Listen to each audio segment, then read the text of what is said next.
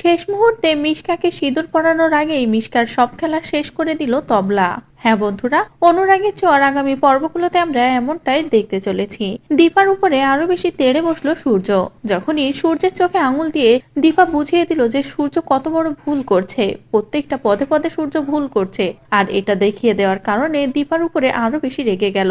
দীপাও সূর্যকে বলল, আপনি যদি এত ভালো বাবা হবেন তাহলে সোনার জীবনে মায়ের কেন অভাব, মায়ের ভালোবাসাটা কেন দিতে পারছেন না? আর এই কথাটা শুনেই সূর্য রেগে গিয়ে বিয়ে করার সিদ্ধান্ত নেয়। কিন্তু কাকে বিয়ে করবে সূর্য? এই চিন্তা ভাবনা করতে থাকলে ঘরে গিয়ে মিশকার নাটক দেখে সূর্য বিশ্বাস করে মিশকা হয়তো সত্যি সোনার জন্য কাঁদছে, সোনাকে মায়ের ভালোবাসা দেওয়ার জন্য কাঁদছে।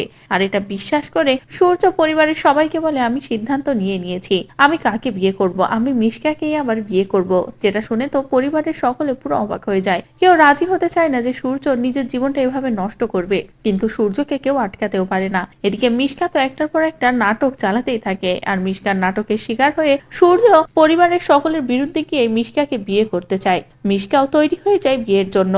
আর যখনই দুজনে এভাবে কাউকে না জানিয়ে বিয়েটাই করবে, ঠিক তখনই সেখানে তবলা গিয়ে হাজির হয়। তবলা গিয়ে সূর্যের চোখ খুলে দেয়, সূর্যকে বলে যে মিশকা প্রথম থেকে এটাই চেয়েছিল। মিশকা তো দিবাকে সূর্যের জীবন থেকে ঠিক একই কারণেই সরিয়েছিল, যাতে সূর্য মিশকাকে বিয়ে করে। যেটা শুনে তো সূর্য কোনো কিছু বুঝতে পারে না। তারপরে তবলা সবটার ব্যাখ্যা দিলে সূর্যের চোখ খোলে। সূর্য বুঝতে পারে সে কত বড় ভুল করছিল মিশকাকে বিয়ে করতে যেয়ে, আর দীপাকে অবিশ্বাস করেও বা কত বড় ভুল করেছে।